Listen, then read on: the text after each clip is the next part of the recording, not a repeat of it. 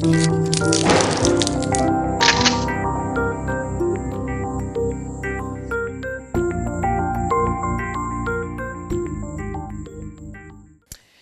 et messieurs, bienvenue à Discours d'affermissement. Très heureux de vous retrouver pour ce nouveau numéro de cette émission d'enseignement systématique de la parole de Dieu, une émission à laquelle vous êtes habitués, qui a comme devise connaître la parole de Dieu, la pratiquer de tout son cœur. C'est ainsi que nous accomplissons la justice de Dieu.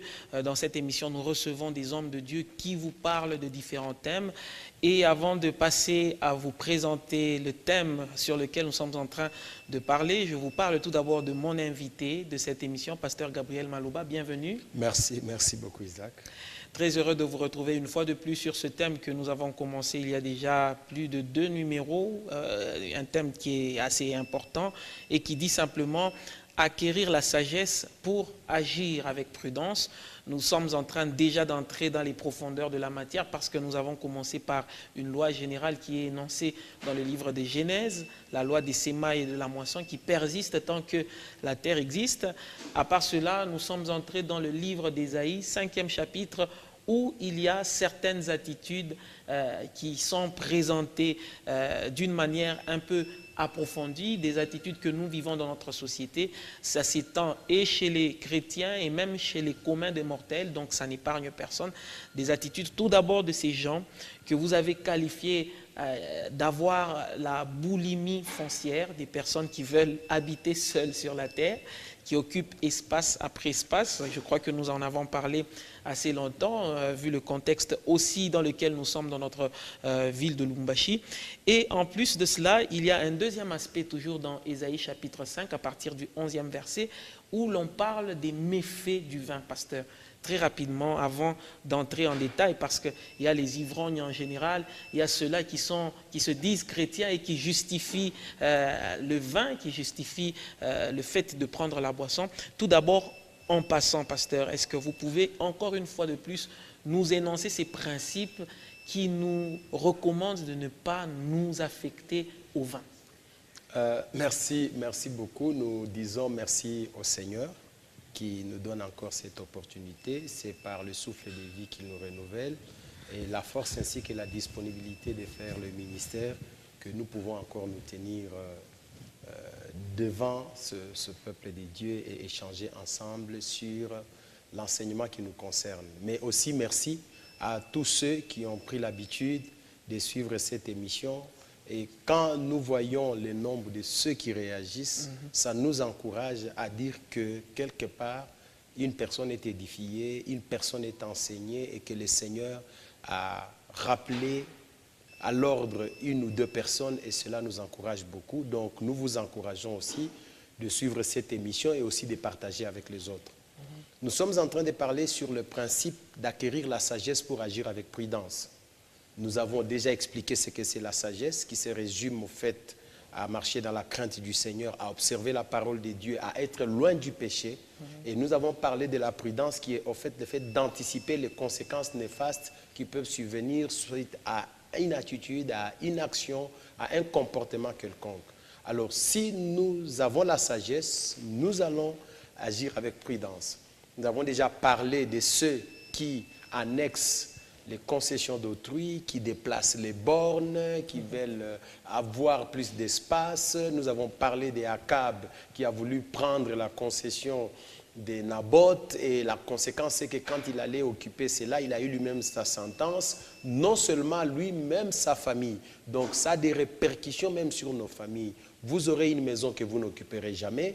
Vous aurez une ferme que vous n'exploiterez jamais. Même si vous l'exploitez, son résultat ne serait pas bon parce qu'en réalité, il y a une mauvaise semence qui a été sémée. Vous déplacez les bornes, vous vous attirez des malheurs parce que Dieu a dit dans sa loi que déplacer la borne était aussi coupable que la zoophilie, que l'inceste, que le meurtre et tout le reste. Donc bref, il ne faut pas faire cela. Si vous le faites, si vous n'avez pas encore les conséquences aujourd'hui, attendez-vous à avoir ces conséquences parce que d'une manière ou d'une autre, cela arrive ainsi. Nous avons vu même ce qui s'est passé pas très loin en Afrique et parmi nos contemporains ce qui s'est passé.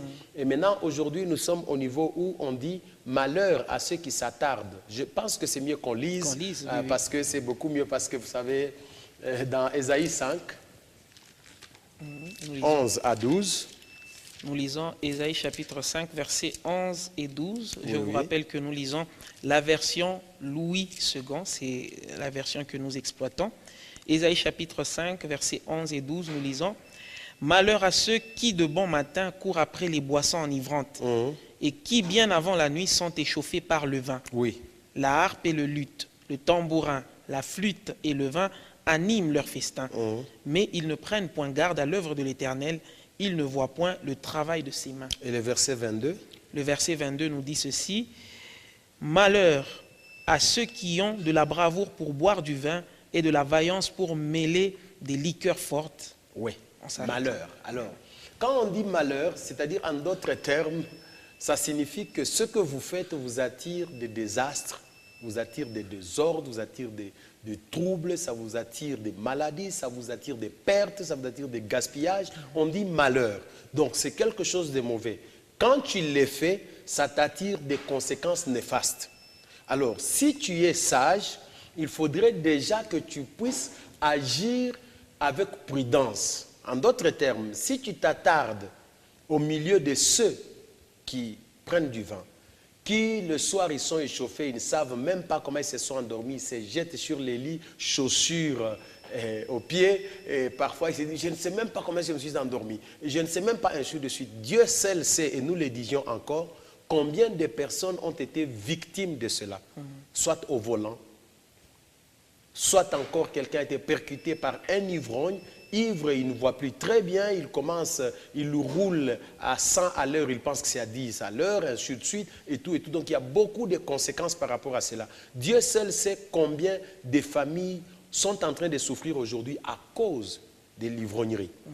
Il a reçu son salaire, tout est parti parce qu'il s'est retrouvé à un endroit. Et nous avons lu plusieurs versets, notamment dans Proverbes, pour expliquer que, en fait, quand vous vous livrez à une telle vie, vous vous attirez des malheurs. S'il n'y en a pas maintenant, immédiatement, c'est que c'est quelque chose qui, au fait, est déjà programmé et qui arrivera. Dieu seul sait aujourd'hui combien souffrent de la tuberculose, combien souffrent de certaines maladies respiratoires, combien ont abrégé leur vie à cause de la vie des boissons. Alors, pour la Bible, c'est un livre de sagesse. Le Seigneur transmet sa sagesse là-dedans pour que nous puissions savoir ce que nous devons faire. Alors, le prophète Ésaïe dit « Malheur à ceux qui s'attardent ». C'est vrai que vous pouvez, dans une fête, on a dit qu'il y a des chansons, il y a des luttes, il y a des flûtes, il y a tout ça.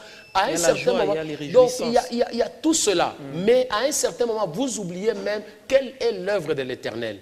C'est ainsi que beaucoup de gens ont gaspillé, ont détruit leur vie, ont abîmé leur avenir à partir des situations comme ça. C'est là que nous avons parlé de Noé, qui, au fait, un patriarche, il a cultivé, il a récolté. C'est au fait le fruit, la joie du travail réalisé. Parce qu'on a dit qu'il a cultivé une vigne et après il a récolté le fruit. C'est avec le fruit de son travail qu'il s'est enivré.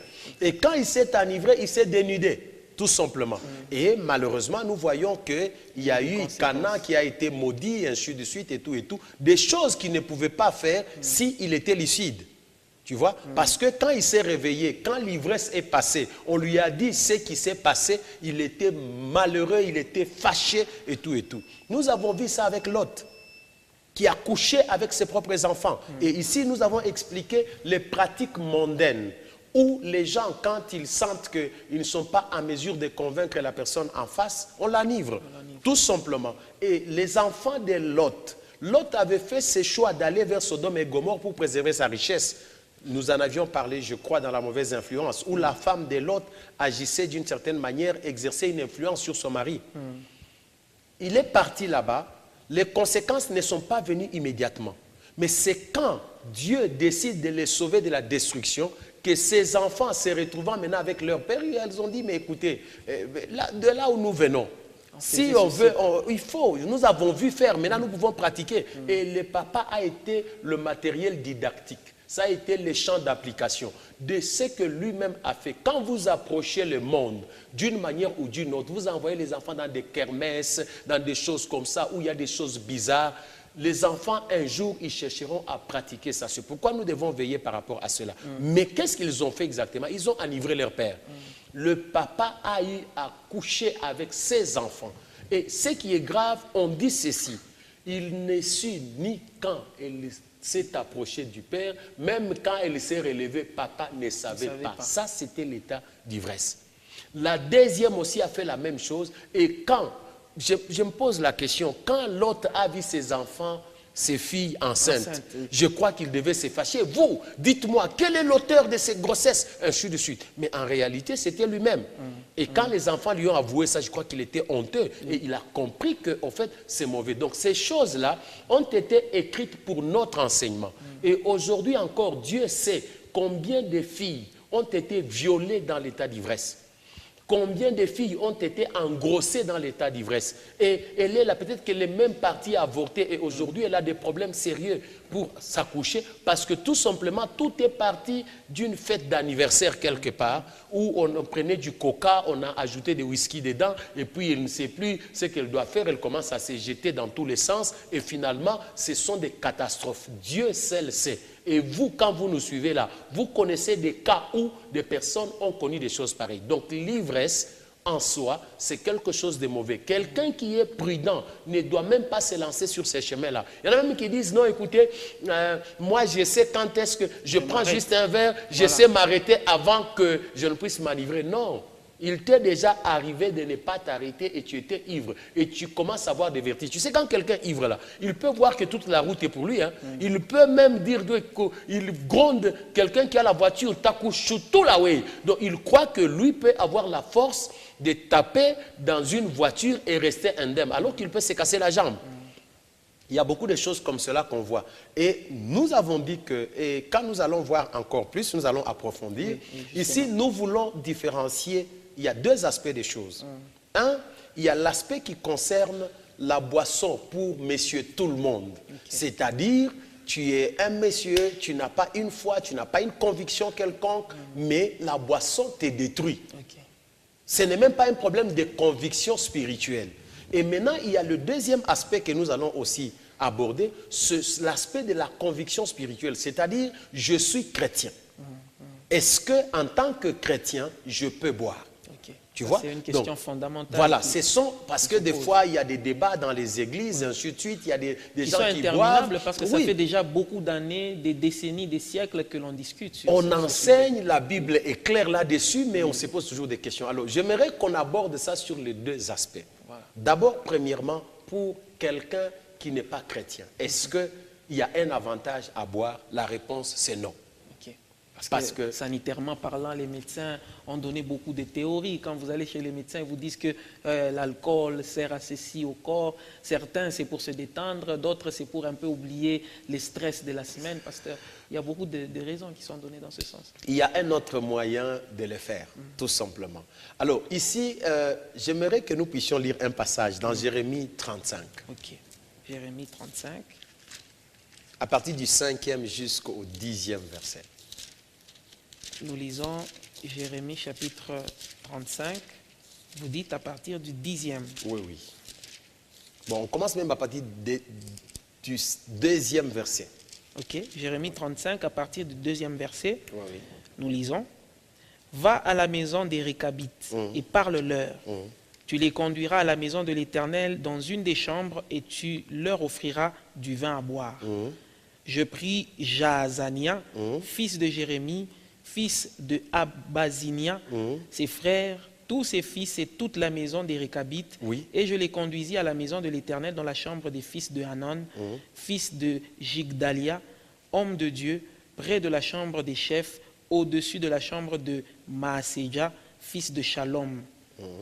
Garde du seuil, je mis devant les fils de la maison des Récabites des coupes pleines de vin et des calices, et je leur dis, buvez du vin. Mais ils répondirent, nous ne buvons pas de vin, car Jonadab, fils de Récab, notre père, nous a donné cet ordre.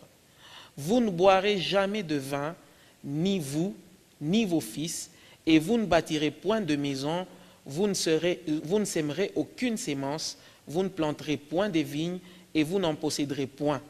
Mais vous habiterez sous des tentes toute votre vie, afin que vous viviez longtemps dans le pays où vous êtes étrangers. Oui. Nous obéissons donc à tout ce que nous a prescrit Jonadab, fils de Récab, notre père. Oui. Nous ne buvons pas de vin pendant toute notre vie, et nous, nos femmes, nos fils et nos filles. Nous ne bâtissons point de maison pour nos demeures, et nous ne possédons ni vignes, ni champs, ni terre ensemencée. Nous habitons sous des tentes, et nous suivons et pratiquons tout ce que nous a prescrit Jonadab, notre père. Tu peux même t'arrêter là. Ici, on est en train de donner la situation d'une famille qui a eu à respecter les prescrits de leur père. Des années, des générations en génération, ils ont respecté ça. Les Récabites ne pouvaient pas prendre du vin parce que tout simplement leur père leur avait prescrit de ne pas le faire.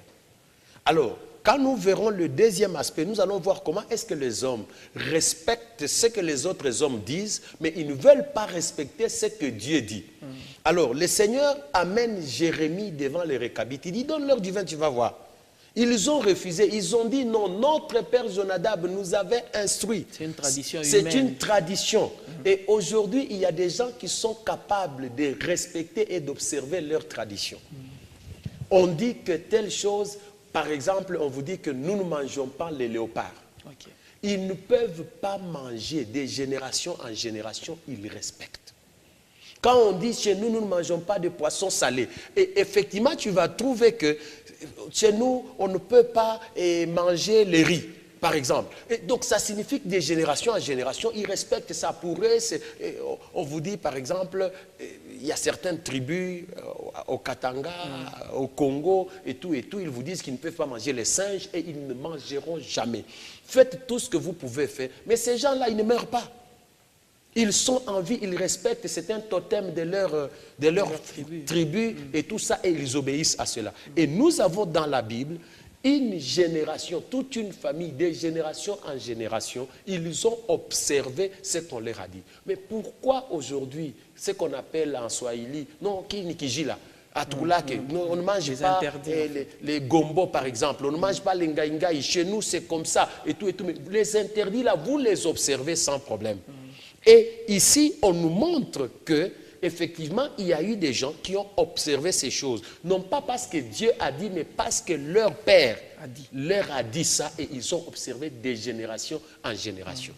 Non seulement la boisson, on leur a dit de ne pas construire des maisons, on leur a dit de ne pas cultiver une vie, ils ont observé cela. Parfois des traditions difficiles à observer. Oui, mais aujourd'hui, il y a des gens qui observent ces traditions-là, mais ils vous disent que non, mais c'est impossible de ne pas boire. Non, c'est possible. Le problème, c'est juste la volonté. Parce qu'il y a des choses dans ta tradition, dans ta tribu, que tu ne fais pas, qui pourtant...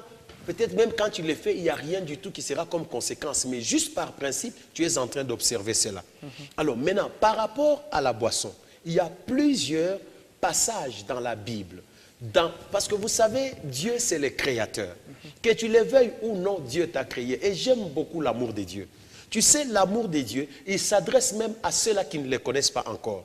Et la Bible nous recommande même de parler à ceux-là qui ne connaissent pas encore Dieu, avec amour et condescendance, en priant Dieu afin qu'il illumine les yeux de leur cœur, pour qu'un jour aussi ils les connaissent. C'est cette bonté de Dieu qui fait que même si tu ne les connais pas encore aujourd'hui, le Seigneur veille sur toi. Il t'instruit pour que tu les connaisses et que tu puisses l'aimer.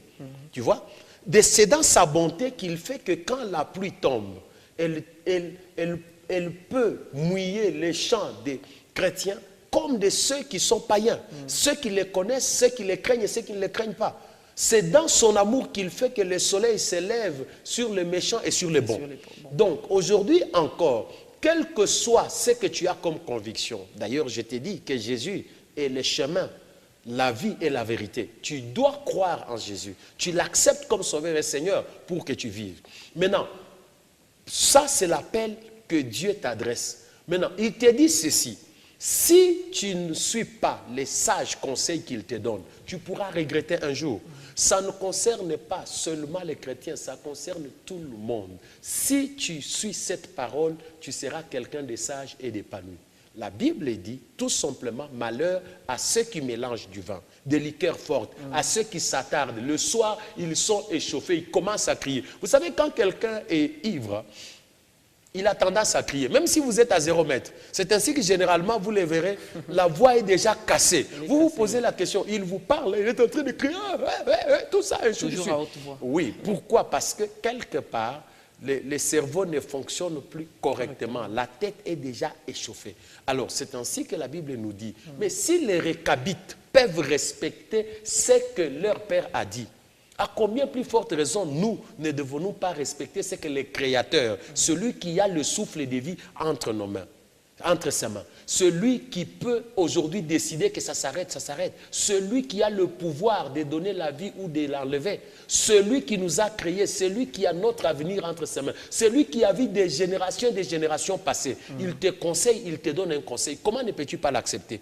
Comment peux-tu observer une prescription, l'interdit que ton arrière-grand-père t'a dit, tu respectes, mais ce que Dieu de l'éternité te dit, tu ne peux pas accepter? Tu vois déjà à ce niveau-là. Donc, alors, maintenant, quand nous lisons la Bible, j'aimerais que nous puissions lire 1 ou 2 passages. D'abord, nous revenons sur le passage de la fois dernière, dans Proverbe 23. Nous sommes donc dans Proverbe chapitre 23. À partir du 23e verset. Nous lisons à partir du 23e verset. Proverbe 23, à partir du 23e verset, nous lisons pour vous. Acquiert la vérité et ne la vends pas. La sagesse, l'instruction et l'intelligence. Le père du juste est dans l'allégresse. Celui qui donne naissance à un sage aura de la joie. Que ton père et ta mère se réjouissent, que celle qui t'a enfanté soit dans l'allégresse. Mon fils, donne-moi ton cœur et que tes yeux se plaisent dans mes voies. Car la prostituée est une fosse profonde et l'étrangère un puits étroit. Elle dresse des embûches comme un brigand et elle augmente parmi les hommes le nombre des perfides. Pour qui les a, pour qui les hélas, pour qui les disputes, pour qui les plaintes, pour qui les blessures sans raison. Pour qui les plaintes, pour qui les blessures sans raison. Pour qui les yeux rouges. Pour qui les yeux rouges. Pour ceux qui s'attardent auprès du vin. Pour ceux qui vont déguster du vin mêlé. Oui. Ne regarde pas le vin qui paraît d'un beau rouge, qui fait des perles dans la coupe et qui coule aisément. Il finit par mordre comme un serpent et par piquer comme un basilic. Tes yeux se porteront sur des étrangères et ton cœur parlera d'une manière perverse. Tu seras comme un homme couché au milieu de la mer, comme un homme couché sur le sommet d'un mât. Comme un homme couché au milieu de la mer. On m'a frappé, je n'ai point mal. On m'a battu, je ne sens rien. Quand je me réveillerai-je, j'en veux encore. Donc tu vois, on est en train de décrire ici le processus de l'ivresse. Et il commence par dire, mon fils, fais attention. Donc c'est un père qui recommande. Un père qui recommande à son fils. C'est pour ça que j'ai voulu qu'on parle des Récabites. Comment le père a donné l'instruction aux enfants et ils ont observé ça. Il dit, mon fils, fais attention. Alors tu sais, un jour quand je méditais ces passages, j'ai compris. Pour ceux qui ont grandi à Likasi et ailleurs là-bas, ils connaissent ce que c'est les Kayopé. Au fait, ce sont des puits de forage. Hein, tu vois, on parle ici, quand tu vois au verset 9, on dit « La prostituée est une fosse profonde, l'étrangère un puits étroit. » Donc, en fait, c'est comme, tu vois, quand tu tombes là-dedans, c'est difficile qu'on te retire. Tu es parti. Tu es parti. C'est difficile. Alors, il dit « Mon fils, fais attention. » C'est comme les Kayopé là, pour ceux qui ont grandi dans les quartiers Jekamine, ils comprennent ce que je voudrais dire. En fait, oui. Non, pas les Bishimpo. Ce sont des puits étroits, très profonds. Donc des puits perdus en quelque sorte. Oui, quand tu tombes, c'est difficile de retirer quelque chose de là, parce que en fait c'est fait par forage et tout ça, et c'est très profond là, quand on faisait des sondages pour avoir des matières, savoir à quel niveau il y a la minéralisation et tout et tout. Bon, nous ne sommes pas dans la géologie, mais au moins, c'est-à-dire quand tu tombes là-dedans, pour te récupérer, c'est très difficile. Alors, il dit que fais attention, pour qui les a, pour qui les hélas, les regrets, les remords, pour qui ça, ceux qui s'attardent. Il y a beaucoup de gens aujourd'hui, ils regrettent. Ils disent vraiment, si j'avais compris en ce moment-là, combien ont détruit leur vie. Avec les nandashi et tout ça, ils ont eu de l'argent, ils étaient maintenant ivres, ils parquaient des voitures. Tu sais qu'à un certain moment, aujourd'hui, les bars font les pleins plus que même les églises. Hein? Exact. Tu vas trouver des voitures, tu te dis, mais il y a une fête ici. Non, non, c'est pas ce qu'on fait. Les gens, alors, les gens ne comprennent pas. Et quand la crise vient, ils commencent à regretter, vraiment, j'avais de l'argent, j'entre comme ça. Il y en a même qui ont la bravoure. Ils entrent comme ça, ils stoppent, ils disent, tout le monde ici, c'est moi qui paye. Oui, il chasse tout le monde, il entre avec son groupe. Ça, c'est très fréquent. Quel malheur! Ton argent à toi, c'est aller enivrer les gens. Et tu arrives là, tu dis, tout le monde ici, c'est moi qui paye. Et tu crois que tu as de l'honneur. Mais tu vas regretter un jour. Tu vas regretter cet argent-là. Et tu sais d'ailleurs c'est quoi. Le jour où tu en manqueras, tu n'auras personne pour t'en donner. Et on va se moquer de toi. Moi, je me rappelle même de quelqu'un là, dans la folie de l'argent, il pouvait même prendre la bière comme ça, se laver les mains. Il dit non, je veux vous montrer que moi, mais après, je n'entre pas dans les détails. Donc, c'est-à-dire la personne est devenue miséreuse, malheureuse, totale. Un peu comme on avait dit, rassasiée de la pauvreté. Alors, on dit que pour qui ça? Pour qui les yeux rouges? On dit même que tes yeux se porteront sur des étrangers. Donc, en d'autres termes, tu vas tomber dans le trou. Comme nous disions l'autre fois que les gens vont dans des bars, après ils se retrouvent avec une prostituée, quelqu'un qui a connu des hommes, mais des hommes remplis de démons et de tout ça, et ainsi de suite, des maladies. Et aujourd'hui, là, tu es en train de souffrir avec une maladie dont tu as la honte. Quand on te dit maintenant, non, va chez les médecins, on va examiner ton sang, tu as maintenant peur. Ah non, et mon sang, non, non, mon sang, pourquoi? Et tout, tu as peur, pourquoi? Parce que tu sais qu'il y a des choses dans lesquelles tu t'es livré. Tu commences à regretter une nuit. Tu dis, ces jours-là, dans l'état d'ivresse, je ne sais pas comment est-ce que c'est arrivé, mais c'est déjà trop tard. Les yeux vont se porter vers une étrangère. Ça signifie quoi? Tu peux avoir ta femme à la maison, mais dans l'état d'ivresse, tu vas voir une autre femme. Voilà. Okay. On dit que ton cœur parlera d'une manière perverse. Sans intelligence. C'est là, dans l'ivresse, il y a des gens qui vous racontent des histoires. Je vous ai dit, et je rappelle encore, parce que de toutes les façons, la répétition, c'est la mère des sciences. Donc, tu verras qu'une personne, quand on veut lui faire parler, on l'enivre. Et beaucoup de gens ont de telles stratégies. Quand on sait que, bon, Isaac a une information qu'on doit avoir. Comme ça, Isaac ne parlera pas. Quand non, il faut l'amener quelque part là. Dès qu'il commence à boire un verre, 2 verres, 3 verres, et il doit prendre un verre de la route. Hein, donc, il ne finit jamais. C'est toujours de la route, de la route, de la route, de la route, de la route. Et finalement, c'est du boulevard. Et puis après, donc... Alors, vous trouvez que la personne commence à dire même les secrets de sa vie. Alors, il a commencé à dire, non, vous savez, j'étais ici, j'étais là-bas, et tout, et tout. À un certain moment, quand vous regardez une personne respectueuse, mais dès qu'elle est dans cet état-là, vous vous étonnez, vous dites, mais c'est pas possible.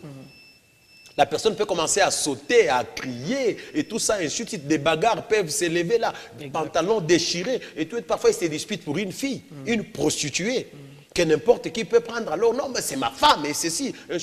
Comment une personne, une femme pour tout le monde, et vous vous battez, et la personne rentre avec des blessures là, et tout ça, et ainsi de suite, pantalon déchiré, véhicule, je ne sais pas moi comment, et tout ça, parfois il va finir dans un arbre ou dans un mur d'autrui, et tout ça. Et vous remarquez généralement, vers les heures tardives, la plupart des temps, ce sont des choses comme ça. Soit il cogne dans un autre, soit il fait des manœuvres, il ne voit pas derrière, et tout ça, et ainsi de suite. Et finalement, donc c'est un état où vous avez des vertiges. Le raisonnement devient compliqué. Et généralement, c'est vers les heures du soir. Hein, c'est ce qu'on a dit. Oui. Dans Ésaïe, on dit, tard le soir, ils sont échauffés de vin. La musique, l'élite et tout ça, ainsi de suite, agrémente leur fête. Mais pasteur, comme on parle d'un point important, pour ceux qui mêlent des liqueurs fortes, à ce jour, dans la ville de Lubumbashi, franchement, il y a de nos jours une grande diversité de ces liqueurs qui apparaissent.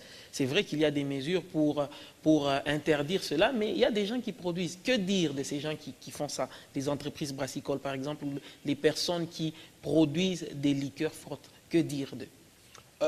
Vous savez, en fait, il y a ceci. Si j'ai un produit à vendre et que les gens n'achètent, parce que je vais le produire, je ne le produirai pas. Moi, je ne les plains pas. Ça peut être quelqu'un qui n'a ni foi ni loi. Il a décidé de les faire. Il veut se faire de l'argent. C'est un peu comme quelqu'un qui vend de la drogue. Ok, il trouve que c'est sa manière de mener sa vie.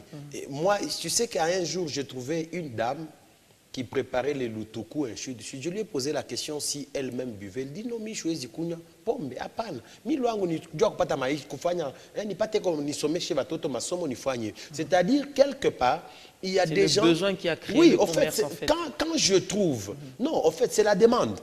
Quand je vois que les gens achètent. Ok, moi je peux avoir de l'argent, mais le problème c'est quoi? C'est dans la pensée, dans les personnes de ceux qui achètent là. Parce que si aujourd'hui c'est comme la cigarette, c'est bien écrit là, fumer est préjudiciable à la santé. Il y a même des liqueurs où on écrit que Oui. si vous en prenez trop, c'est très mal pour la santé. Effectivement. Et on interdit même aux enfants et tout ça, on dit les Aux enfants. mineurs, C'est pourquoi j'aime la Bible. On dit soyez comme des petits enfants. Donc en d'autres termes, si je suis comme un petit enfant, pour moi même les liqueurs là, non. Sans valeur. C'est sans valeur pour moi. Donc c'est interdit pour moi parce que je suis comme un petit enfant, tout simplement. Alors quand on dit que fumer est préjudiciable à la santé, c'est bien écrit là en grand.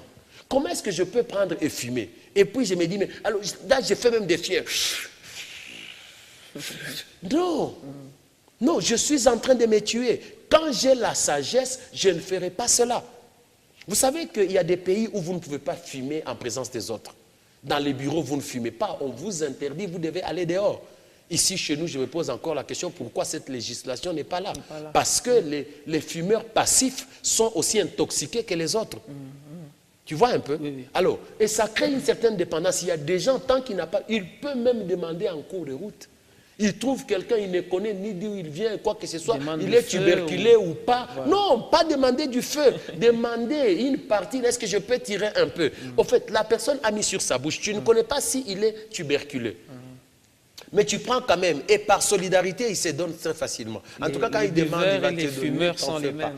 Ne t'en fais pas. Et je me rappelle, j'avais, dans le quartier où j'ai évolué, il y avait un ami qui étudiait là, il buvait aussi. Alors, il a remarqué une chose. Quand il demande de l'argent à son ami pour payer les études, son ami ne lui donne pas. Mais pour boire, il lui a acheté sans problème. Alors, un jour, il me dit ceci. Il me dit, frère Gabi, tu sais que je me suis rendu compte que non, cet homme ici n'est pas bon à mon égard. Quand je lui demande l'argent pour payer les minérales, il ne me donne jamais, même s'il a l'argent. Mais acheter la boisson, même un casier de biens, il peut m'acheter. Je comprends que cet homme, il faut que je l'abandonne. Malheureusement, il y a des gens, quand vous lui demandez l'argent, il ne vous donnera jamais. Mais il est capable de vous enivrer à mort.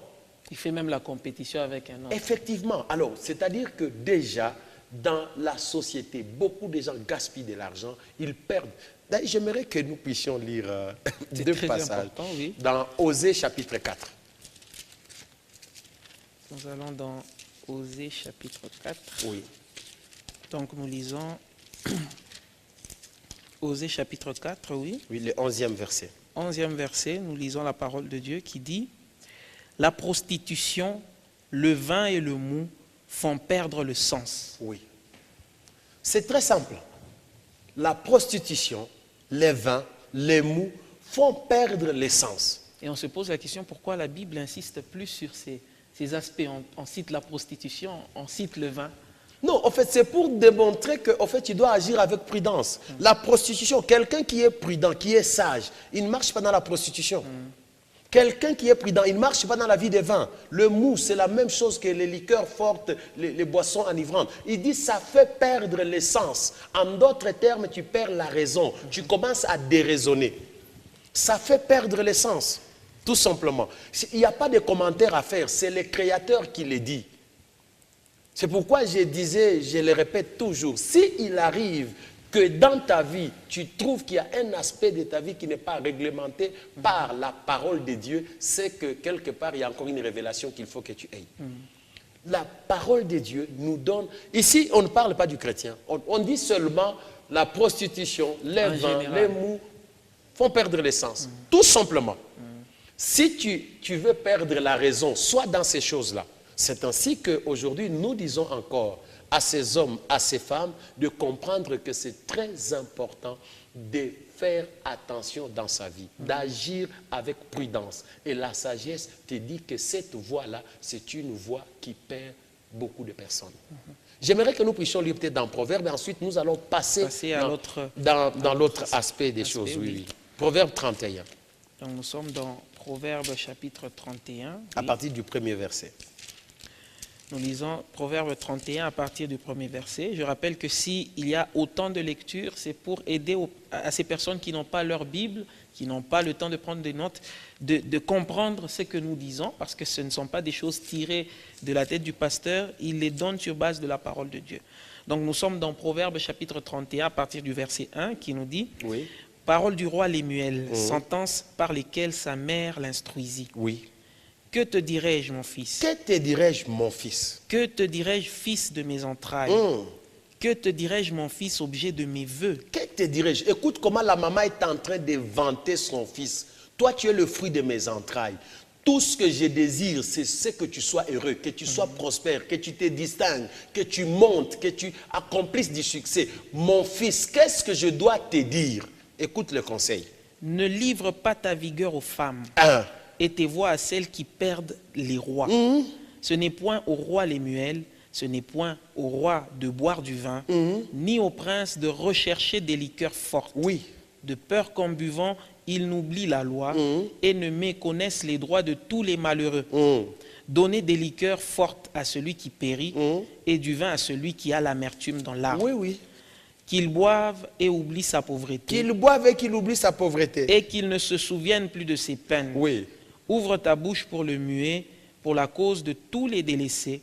Ouvre ta bouche, juge avec justice et défends le malheureux et l'indigent. Oui. Ici, dans ce verset, nous irons déjà, quand nous allons entrer en détail, nous irons Déjà vers dans l'autre aspect, le troisième, après la boulimie foncière, après cette convoitise à récupérer les parcelles, les terrains d'autrui et tout, nous sommes ici dans l'attitude d'ivrognerie, des boissons et tout. Et nous irons maintenant dans ceux qui pervertissent le droit.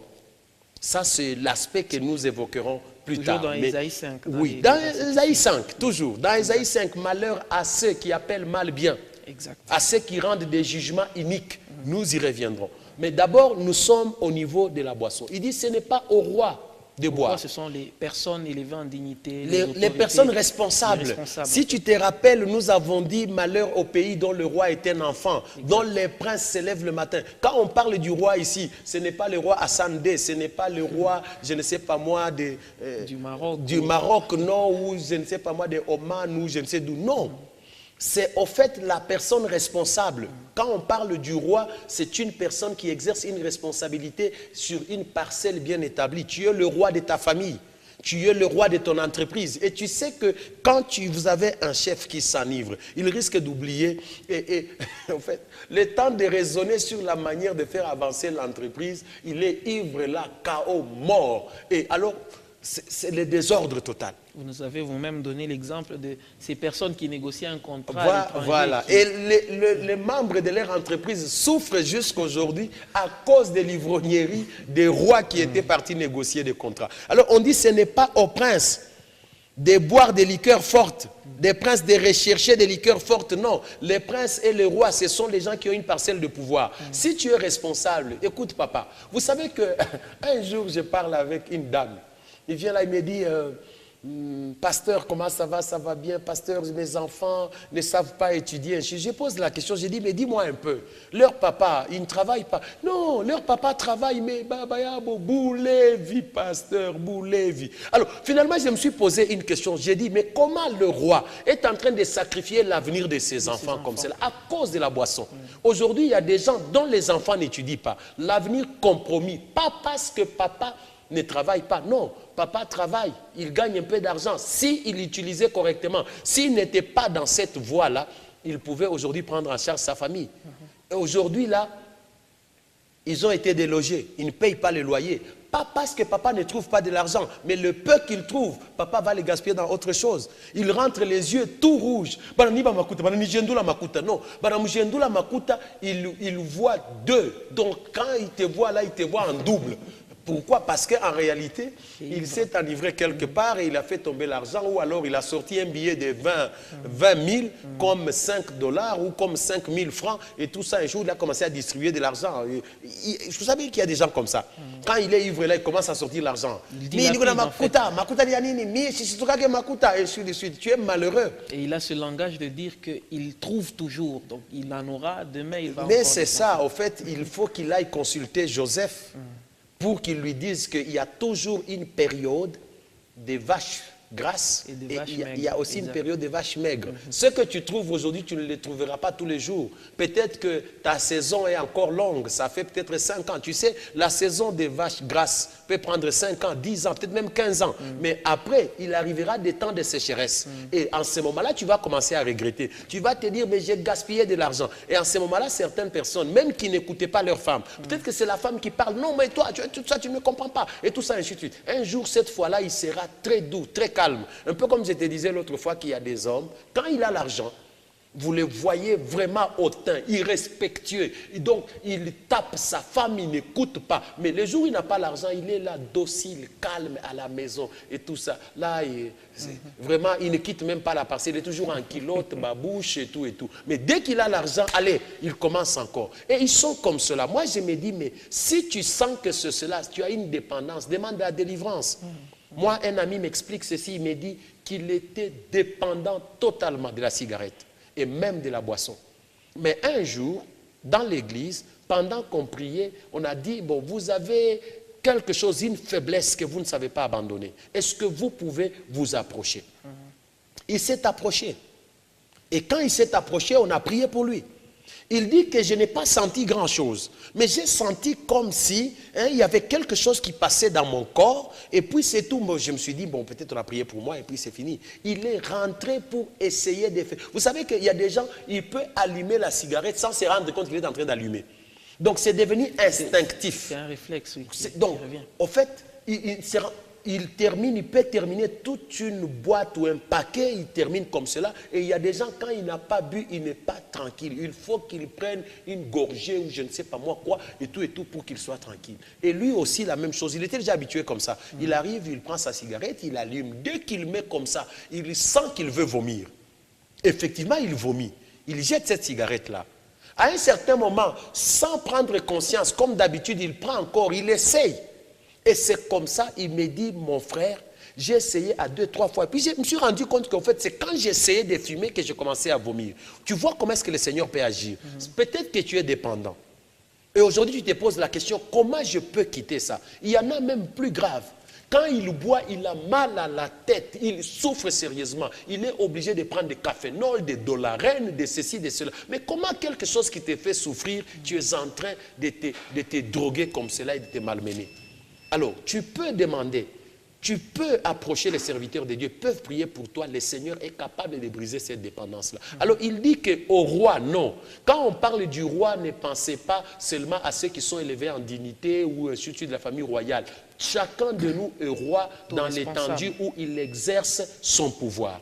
Je suis roi dans ma famille. Alors, maman dit, mon fils, j'ai des vœux, c'est-à-dire je désire que tu sois modèle. Pour que tu n'oublies pas la loi, pour que tu ne puisses pas faire des choses, pour que tu ne puisses pas dévier. Évite les femmes étrangères, évite le prostitué, elles perdent le roi, évite la boisson, parce que ça va perdre l'essence, tu risques de tout oublier. Donc là déjà, ça concerne l'homme en général. Ici, il ne s'agit même pas des chrétiens. Non, ici, c'est l'homme en général. Si tu veux être responsable, tu veux assumer correctement ce que tu fais, pour que tu ne puisses pas dévier et sombrer dans l'irresponsabilité, évite la voie de la boisson. Déjà, ça te permettra de pouvoir faire des choses avec beaucoup plus de responsabilités et de t'assumer, ne pas compromettre et détruire la vie de tes enfants, de ta femme, de ta famille, détruire ton travail. Il y en a même qui ont perdu du travail comme ça. Tu sais que dans certaines entreprises, dès qu'on teste que tu es ivre pendant les heures de service, c'est terminé, tu es parti. Hein? Si tu es chauffeur ou je ne sais pas moi qui, tu es parti. Il y a des sociétés, je ne peux pas les citer, Il y a même sur une route ici, quand vous y allez, vous êtes chauffeur. Avant de traverser la barrière, on teste si vous avez de l'alcool, sinon vous ne passez pas. C'est une route. Imaginez, s'ils sont arrivés à ce niveau, ils savent que quand quelqu'un est ivre, il fait des choses qui ne sont pas correctes. Il perd l'essence. C'est ce qu'on nous a dit, c'est clair. Ça ne demande pas une explication. Non, non, c'est parce que quand j'ai pris beaucoup, non, on dit seulement le vin. Ça fait perdre l'essence. Donc, il faut éviter. Parce que déjà, si tu connais à quel niveau tu t'enivres, tu sais que tu t'es déjà enivré une fois. Exact. Quelqu'un qui vous dit, non, moi je sais quand je m'arrête, je sais quand je sens que ça suffit, mais quand ça suffit... Quand ça suffit, c'est que tu es déjà dedans. Voilà, pasteur, nous n'avons plus beaucoup de temps. Le temps, c'est l'heure. En fait, aujourd'hui, vous avez beaucoup plané sur ces personnes qui sont dans les communs des mortels et qui font usage des boissons alcooliques, des boissons qui enivrent. Alors, comme nous devons... aussi, vous êtes appelés à prier pour leur délivrance. Je veux solliciter encore que vous puissiez faire une prière en leur faveur. Ces personnes qui, vous le disiez tantôt, sont dépendantes. Une personne qui ne sait pas se séparer de sa cigarette ou de sa boisson à la fin de la semaine, il gaspille de l'argent. C'est un cycle infernal. En fait, quand on lit les livres de Proverbes tel qu'il explique, il vient, il revient dans les mêmes choses. Ça devient il est connu de tous les cambistes. Quand il se réveille le matin, après avoir bu, il en veut encore. Alors, pasteur... Son salaire est déjà préaffecté avant même de l'avoir reçu. Donc, une brève prière pour ces personnes, parce que Jésus est venu pour eux, il est venu pour guérir les malades. Ces maladies, ces dépendances, vous avez expliqué le cas d'une délivrance miraculeuse. Quelqu'un qui ne sait plus boire parce qu'il a envie de vomir quand il le fait. Je sais que Dieu est capable de le faire dans la vie d'une personne. Une brève prière de votre part. J'aimerais que nous puissions prier. Éternel, Dieu de bonté, Dieu de grâce, je recommande ces frères, ces sœurs qui aujourd'hui vivent l'oppression de l'ennemi. Ils font ce qu'ils ne veulent pas faire. Ils ont décidé à plusieurs reprises d'abandonner la cigarette, la boisson, mais ils n'y parviennent pas. Je prie, Seigneur, par la puissance du Saint-Esprit, que tu leur accordes cette délivrance au nom de Jésus. Là où ils étaient incapables, Seigneur, qu'ils soient capables d'exercer leur volonté au nom de Jésus.